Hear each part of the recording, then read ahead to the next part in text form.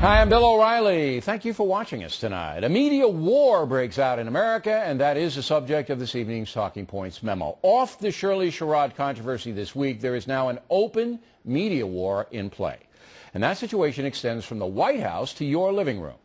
On one side is the liberal establishment media led by NBC News and the New York Times. These pro-Obama vehicles actively promote progressive policies in their hard news coverage.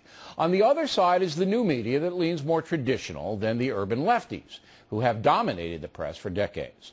The new media, which includes Fox News and a bunch of internet concerns, is skeptical about President Obama and liberalism in general.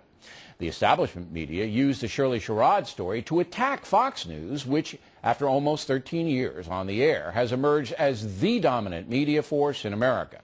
We set the daily discussion, and I don't think there's any doubt about it.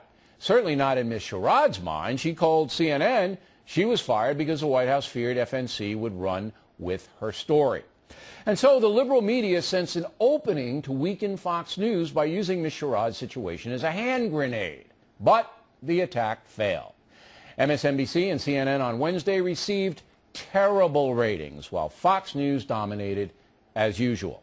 Also, Washington Post TV critic Howard Kurtz reported that from the beginning, Fox News executive Michael Clementi ordered his troops to be cautious in reporting the Sherrod story. That fact made liars out of the far-left media people who told Americans Fox News had ginned up the story in order to hurt black Americans. Once Mr. Kurtz's report became known, the tide turned, and a number of liberal media people became more circumspect. You have in Fox News, they haven't retracted the story. Shepard Smith has said a few words, but this was a ginned-up, fabricated story, and this country can't afford this kind of I was going to say, fake Bill O'Reilly journalism. also apologized, and let's just make the point, they didn't run the tape until after the resignation. Right. So it's not as if they forced the resignation. Over at CNN, they also tried to diminish FNC. But even the very liberal Eric Deggans, a TV writer for the St. Petersburg Times, called them on it. I also want to say that I understand, this is CNN and you're competing with Fox News, and I just want to note that you guys have your reasons for wanting to talk about whether or not Fox News is a part of this too, and I understand that. And I'm not just singling out Fox News. Your competitor MSNBC has its own political tilts that people are concerned about. Now, the sad truth is that journalism in America is on the verge of collapse. The Factor has documented dozens of important stories ignored by the liberal establishment press and hundreds that have been slanted.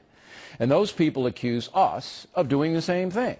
For you, the honest American, this is very bad news. The folks need accurate information because we're living in dangerous times. We must elect people who can solve complicated problems and truly look out for us. The press was given constitutional privileges by the founders to serve the folks.